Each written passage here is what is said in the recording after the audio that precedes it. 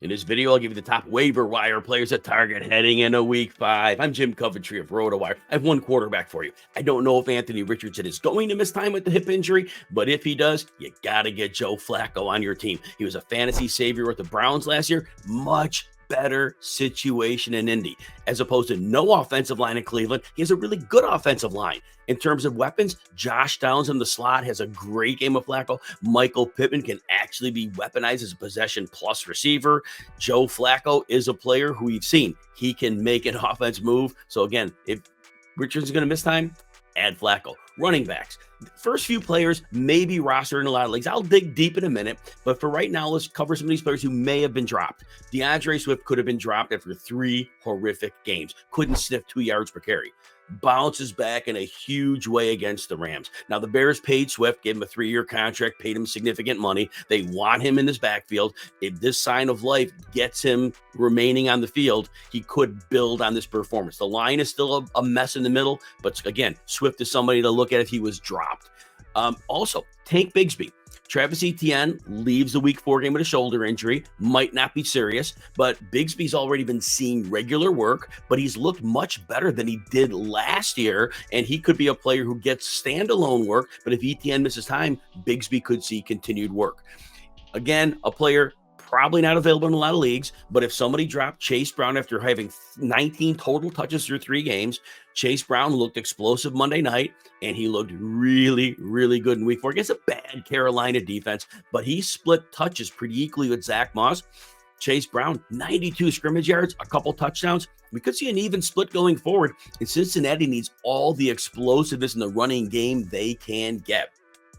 Another player who might have been dropped, Javonte Williams of the Denver Broncos. Brutal 3-game start to the season, but plays the Jets, goes for 80 yards. Best game he's had in a while, 19 carries, 70-70, caught a pass for 3. He's been regularly used in the passing game. He'll typically see multiple targets. So again, if he was dropped, if he's going to up his running a bit, the reception should be there. He could be useful as a flex plus. Kareem Hunt. Thought he looked washed last year. Carson Steele, 17 carries last week. Well, Hunt steps right in, 16 touches, 85 yards against the Chargers. They were a little beat up on defense, but still, success may not continue to this level, but Hunt's in a great situation with a good offensive line. Antonio Gibson of the New England Patriots is next. He's averaging 9 touches per game. There's value in that alone. He's caught 3 passes in 2 straight games, so he's getting a little more involved in the passing attack. PPR managers like that. If Ramondre Stevenson also were ever to miss some time, Gibson could walk into a very, very substantial role. Good stash, but also a PPR desperation play now.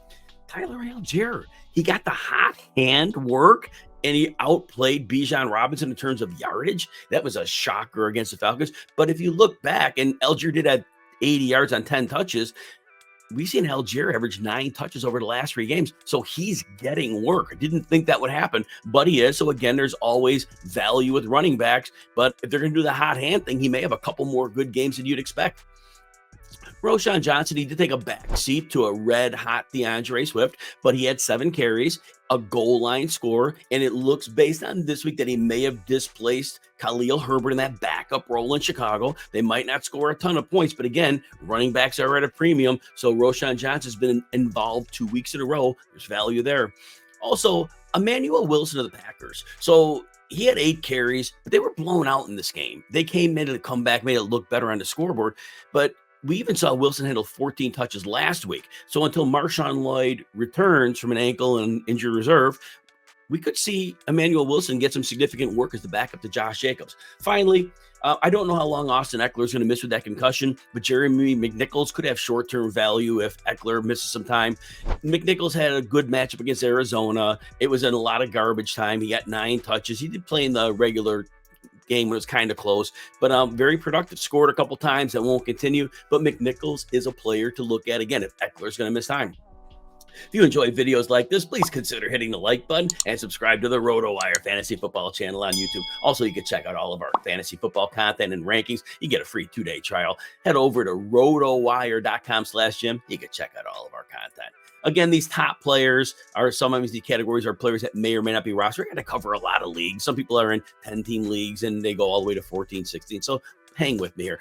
Dontavian Wicks. It was possible he was dropped, especially while Malik Willis was the quarterback, but Christian Watson goes down with an ankle. And all Wicks needed was an opportunity to be in that top 3 rotation because he's a really, really good player. So Wicks gets targeted 13 times, and he ends up with a very big stat line in this game. But again, if Watson is going to miss time, Wicks will be a top 30 type receiver potential each week, but you're still grabbing him off the waiver wire because in a 4-man rotation, still going to see some work. Ray McLeod, I know he's been around a long time, kick returner guy.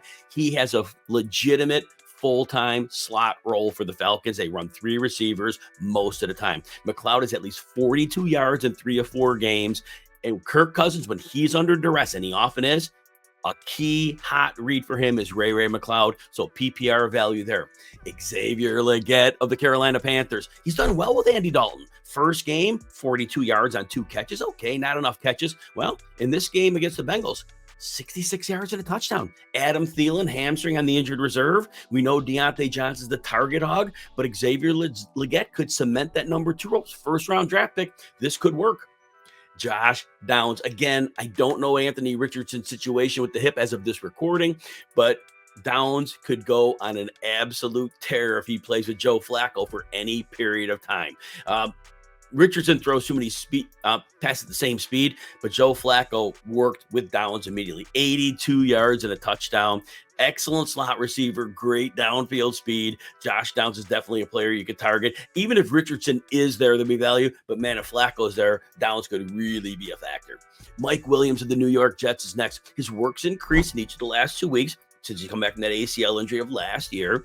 3.5 catches, 50-yard average in those 2 games. Jets played in a rainstorm for a lot of this game, so the numbers may have been potentially better. But Mike Williams is carving out a role. Denver pass rush was kind of rough, but things should be better for him. Greg Dortch, Cardinals, averages 5 targets, at least 35 yards in 3 or 4 games. He's a slot guy. When they face pressure, he'll get some outlets. PPR special when you need him. Trey Tucker of the Las Vegas Raiders. He should be, while Devontae Adams is out. I don't know how long that is. They said multiple weeks with the hamstring, but now he becomes the number 2 wide receiver behind Brock Bowers, maybe the number 3 option. But that said, he had the big game, Trey Tucker, 96 yards and a touchdown in week 3. Comes back with 5 for 41 against the Browns. Trey Tucker's a good player. It was just that he was so buried on the depth chart in terms of, not seeing the field. But now it looks like he'll have some options, so look at him as well. Tutu Atwell of the Rams is next. He's in a prominent role for the Rams as long as Nakua and Kupp are out. Now, Atwell last year, when he was playing a prominent role early in the season, he had at least 30 yards in 6 of 11 games, and 4 of those games hit 50 or more yards. The 2 games that he's taken over this year, 82 and 93 yards. He's their downfield option. Matthew Stafford will throw to him. Atwell has some weekly value right now. Juju Smith-Schuster, again, I know, I'm sorry, I got to bring him up. Rashee Rice, it seems like it's a significant knee injury. What else do they have? They have Justin Watson. He's kind of a downfield guy, not a good one. You got obviously Travis Kelce. Rashee Rice is a speed guy. They're going to need somebody underneath. And I know he's not good, but Juju Smith-Schuster is in line to see a bunch of underneath targets. PPR special. You could see some 7 for 35s or things like that. But hey, it counts the same. Last one is a wild deep dive. Sterling Shepard has always been a good player. Injuries derailed his career. If Jalen McMillan, the shoulder, continues to miss time, Trey Palmer with concussion misses time, Shepard could be in a 1-week emergency option. He caught 3 of 5 targets for 51 yards, and he looked good for the Buccaneers. Tight ends.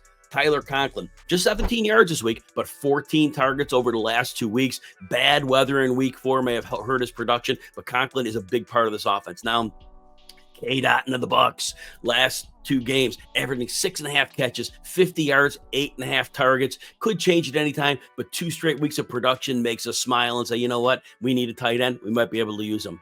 Tucker Kraft. The targets were real close with him and Luke Musgrave all season. And then all of a sudden, this week, 9 targets, 53 yards and a touchdown for Tucker Kraft. He looks to be distancing himself by the day from Luke Musgrave. You need tight end help. Give Kraft a whirl. Colby Parkinson, low upside, but at least 5 targets and 3 receptions in 3 or 4 games. Tight end premium, tight end desperation.